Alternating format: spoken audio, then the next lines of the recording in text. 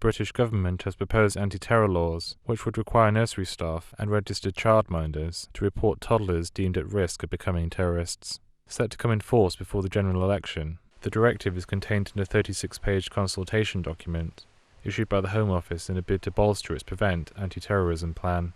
A lot of it is to do with raising awareness, and that would mean training for teachers and staff so that they're in a position to be empowered with knowledge and confidence to spot the warning signs and react accordingly if a child is at risk.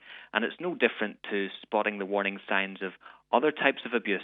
This has been brought about by a government consultation on the Prevent strategy and counter-terrorism legislation. And the excerpt about nurseries is encompassed in a whole section on schools, which includes higher and further education as well. What we would like to see is a multi-agency response to Prevent, and we would like all partner agencies in all sections of the community to have a stake in Prevent. So not just schools and colleges, but local council as well, NHS, mental health, probation, and our local communities. I think it's important to note that Prevent needn't be a police-led strategy, and certainly in cases such as schools and colleges, I think it requires a multi-agency response so that everybody can have a stake in the safeguarding of our children. Issue has perhaps been misinterpreted somewhat, and a certain amount of hysteria has followed. From a Northants police point of view, I think it's slightly ridiculous to think of a toddler as a terrorist or nurseries as hotbeds of radicalisation. But I do think that children can be at risk of extremism, and what we want to do is safeguard them against this.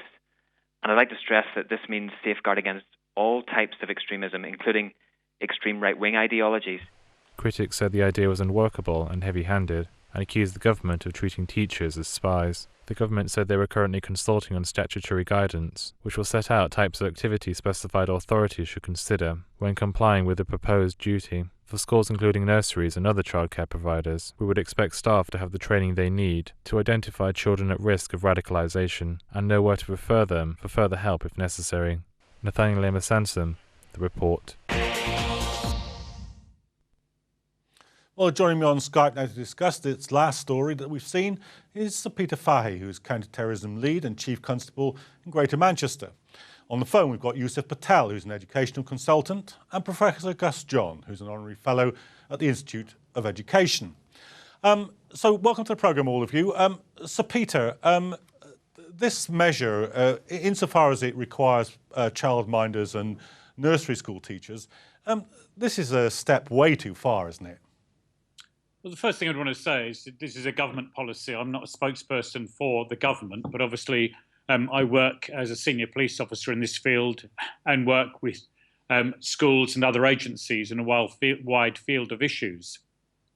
And essentially what's really important is that the whole duty on trying to prevent extremism and trying to safeguard particularly our young people is not seen as a duty just on the police, but it's seen as a duty on all agencies, in the same way as that, in general, the way we safeguard children from things like sexual abuse or violence or from neglect is a duty upon all agencies. And that's really what this new legislation is trying to do, to make sure it's not just seen as a police issue, because that really would be dangerous and would lead to things like allegations like spying. Yeah, but it is about Sir Peter, I mean, those are interesting points, but surely by extending that to nursery carers, the government's in danger of making itself look ridiculous, isn't it? Well, it's exactly the same argument about would you expect staff working in a nursery to look out for young children who may be at risk of being involved in sexual abuse or in violence, who, for instance, might be, in their artwork, drawing pictures of guns. Teachers might be concerned about that and thinking about it. Is it because that child has been watching cowboy films or playing with guns, or is it because there's something more serious happening in their life that they've been subject to? And that's all this is really about. It is about asking teachers and nursery workers to just use their common sense and to know what they should do if they've got concerns about the child being possibly involved in what could be violent extremism, which could put themselves and their future at risk. Let me bring in Professor Gus John. Gus, does that sound like it could be workable by teachers? Well, I think it's quite absurd, frankly. I mean, I have heard what Peter Fahy has said.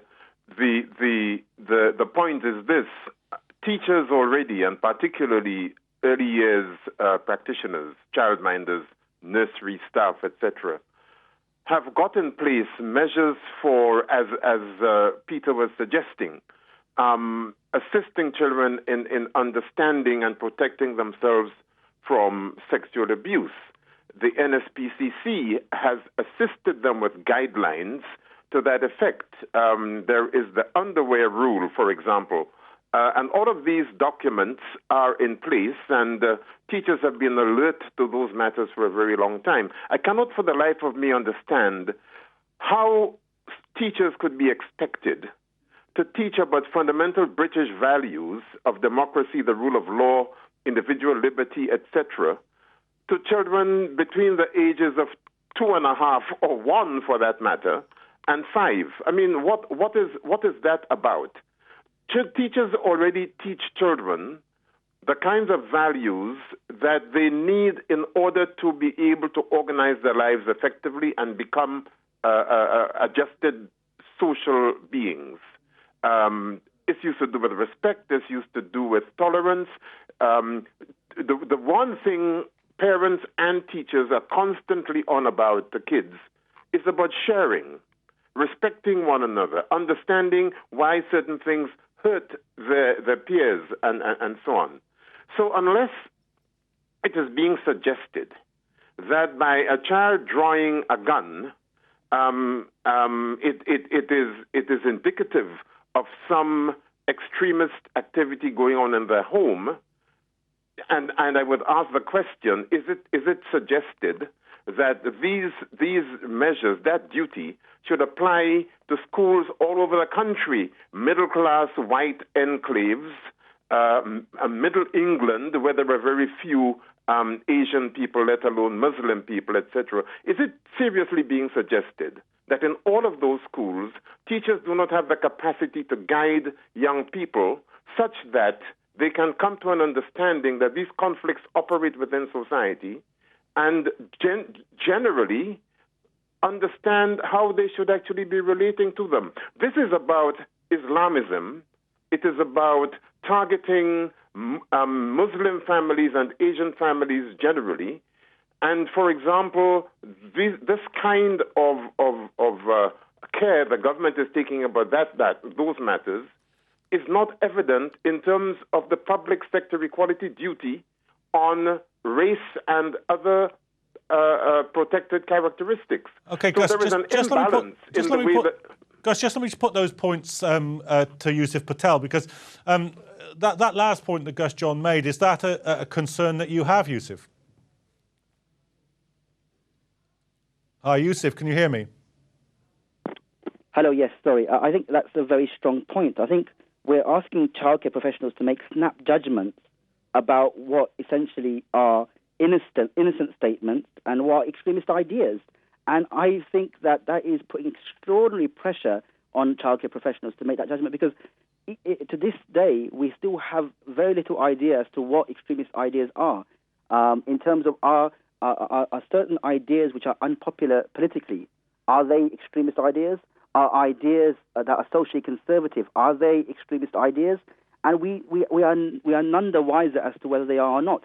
If a child comes in after Israel has invaded Gaza and says Israel is bad, is that an extremist idea? Will that childcare professional have to then say, okay, that child is a Muslim child, that child has what is a politically extremist idea, now I've got a duty now to report that child, and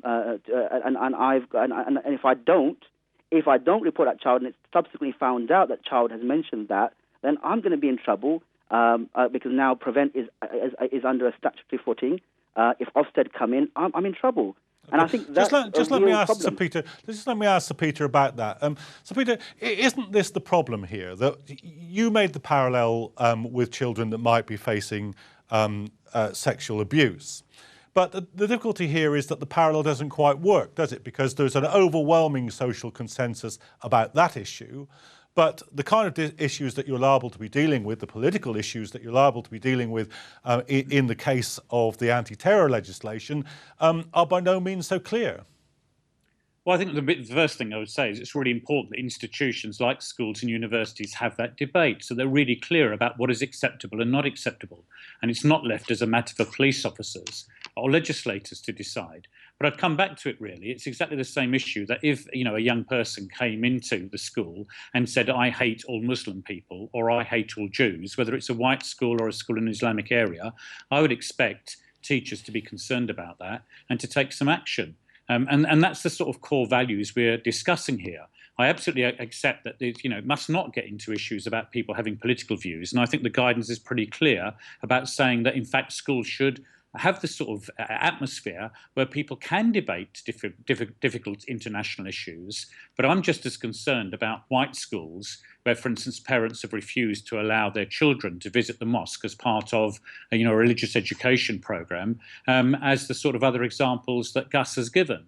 But I say that the most important thing is that it's seen as a duty upon all areas, not just supposed Islamic areas, and that all institutions take this seriously, but very much in this context of safeguarding and the sort of core values of tolerance that we would all see as important in our society, but absolutely not about people expressing views perhaps about the Israeli state or some other political issue or against Muslims or against things like halal meat or whatever like that, if that's in the context of promoting violent action in pursuit of those views. Mm.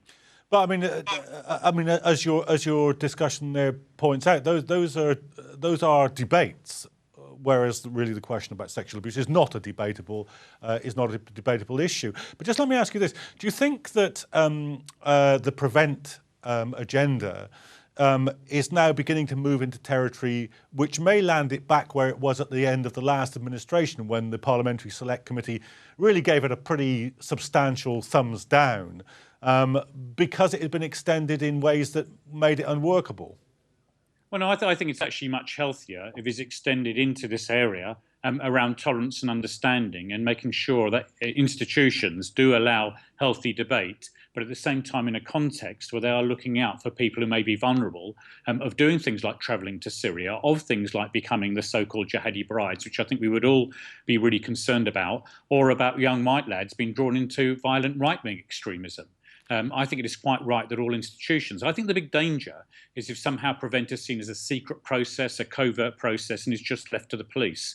I think it is much healthier if there are open debates in institutions, and that all institutions and all people of good faith see that responsibility to have an open society where issues can be discussed, but at the same time that is built on core values of tolerance and understanding that hopefully all good people would sign up to.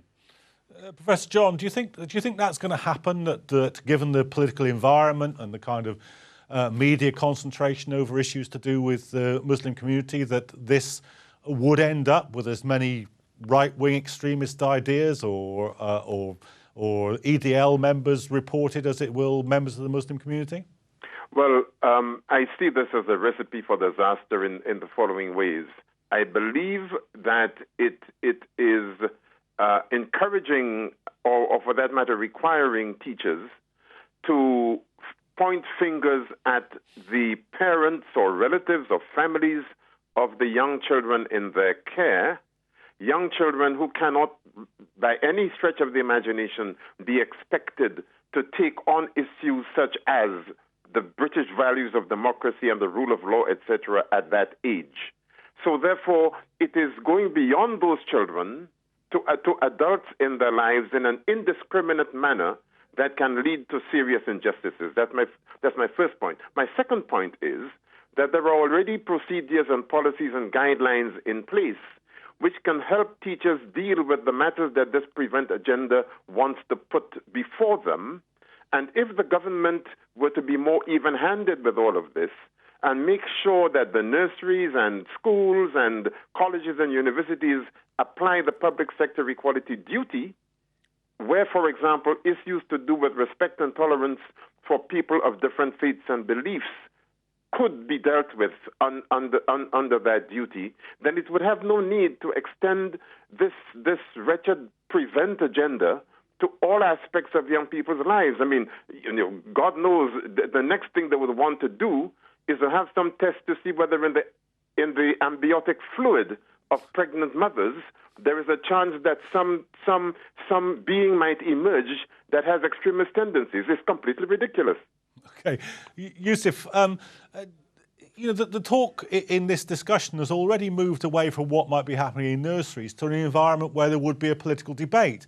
Do you think that part of the sort of scepticism about this aspect of it is that nobody can understand what that political debate would look like in a nursery? Absolutely, and I think even whether you talk about in a nursery or in a nursery setting, it's completely Orwellian to try and recruit nursery staff to become agents of the state rather than professionals looking after and nurturing our children. But I think it comes down to what has been mentioned. I think Peter Fahy hasn't really spelled it out properly. And when he mentioned last month that we're drifting towards a police state in terms of the curtailing of civil liberties, I think that's very important in the sense that you're going to have nursery staff who will have to make snap judgments, because although he says that police should not define extremist ideas, or rather there should be a healthy debate around these issues. Actually, if you're actually going to look at what types of ideas are considered as extremist, then you have to define them. And actually, one of the problems with Prevent is that it's flawed because at the moment it says that some of these radical ideas that are considered extremist, that are not about terrorism but about social conservative ideas or unpopular political ideas, these inevitably lead to a terrorist mindset and leads to terrorism, and that's a problem because that radicalization. Conveyor belt radicalization actually is a flawed methodology, but all police forces use it, and the whole prevent agenda is built around that. But I really think that within the Muslim community, especially, you're building up a real opposition towards prevent. Prevent is unpopular within the Muslim community already. But what we'll find in the coming years is that the only time people will be involved with prevent will be because they're forced by law to be involved with prevent. So you're not winning hearts and minds. You're actually just enforcing a particular political opinion at the threats of the law. And that doesn't create a healthy society where debate is welcomed. You're actually creating an Orwellian totalitarian state. Well, let me just put that point to Sir Peter. I mean, Sir Peter, certainly the Select Committee, the Parliamentary Select Committee that looked into Prevent at the end of the last Labour government, did acknowledge that some of it was counterproductive, that it was alienating the people that it was supposed to be engaging. Yeah, what I can't change is the sort of media and the wider atmosphere that the work we do actually exists within. But I think it's sometimes convenient for other agencies and some other bodies to leave this at the hands of the police. And what I said last month was that if you just make it a police responsibility, that is absolutely where you create a police state. It is not unreasonable to ask institutions to have clear policies on things like how far is it okay to criticise and say, for instance, that homosexuality is sinful. At what point does that breach the criminal law? I think in terms of if you want to take it to the extreme, to look at things like nurseries, it is reasonable to expect, as I say, that nurseries should be promoting tolerance, should be concerned about young people who come in, for instance, young children who say they will not talk to Muslims because they've got brown faces, because there's some hatred which has been generated at home, that should be causing concern. And I think the best thing, as I say, is to have this open and for all agencies to be taking this seriously and having open policies about this rather than leaving it to the police. And then the police can stay well out of it and then concentrate on people who are committing offences, which is really what our core role should be. OK. Sir Peter Fahy, Yusuf Patel and Professor Gus John, thanks very much for joining in with that discussion. Now let's take a look at what you've been saying on Twitter.